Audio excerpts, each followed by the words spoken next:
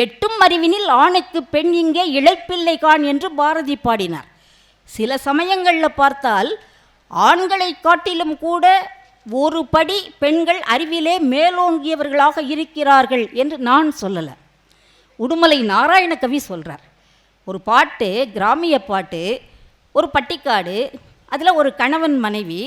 இந்த கணவனுக்கு பட்டணத்தில் போய் பொருள் சேர்க்கணும்னு ஆசை. அதனால் வா நம்ம 2 பேரும் போகலாம்னு அழைக்கிறான். அவள் வேண்டாம்னு தடுக்கிறாள். இதுதான் பாட்டுடைய சூழல். அவன் எப்படி பாடுறான் பாருங்க. பட்டணந்தான் போகலாமடி பொம்பளை, பணங்காசு தேடலாமடி, நல்ல கட்டாணி முத்தே என் கண்ணாட்டி நீயும் வாடி பொண்டாட்டி தாயே. உடனே அவ சொன்னா, டவுனு பக்கம் போகாதீங்க மாப்பிள்ளை, டவுனாகி போயிருவீங்க, இந்த டாம்பிகோ ஏழைக்கு தாங்காது பயனோ வேண்டான்னா கேளு மாமா. அவன் கேட்குற மாதிரி இல்லை.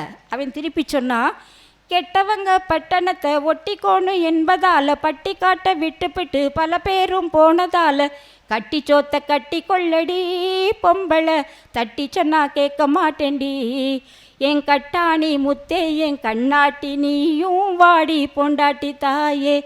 அவ பதில் சொன்னா, அங்கே வேலை ஏதுங்க கூலி ஏதுங்க, வெக்க கேட்ட சொல்கிறேன் கேளுங்க, காலேஜ் படிப்பு காப்பி ஆத்துதான், பிஏ படிப்பு பெஞ்சு தொடக்கிதான், ஆளை ஏச்சு ஆளும் பொழைக்குதான், 5க்கு 2 கஞ்சி கலையுதான், மேலே போனது 100ல் 1, மிச்சம் உள்ளது லாட்ரி அடிக்குதான், ஒன்னான சாமி எல்லாம் ஒன்றுமே பண்ணாம தவிக்கையிலே, இங்கே ஒன்னால் என்னாகும் வேண்டானா பையனும் வேண்டானா கேளு மாமா.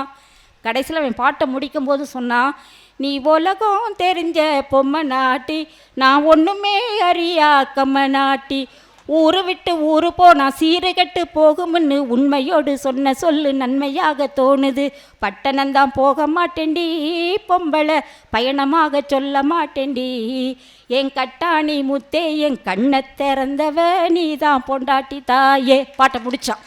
நீதான் என்னுடைய அறிவு கண்ணை திறந்து வைத்தாய் என்று ஒரு ஆணே தன்னுடைய மனைவியை பார்த்து சொல்வதாக உடுமலை நாராயண கவி பாடினார்.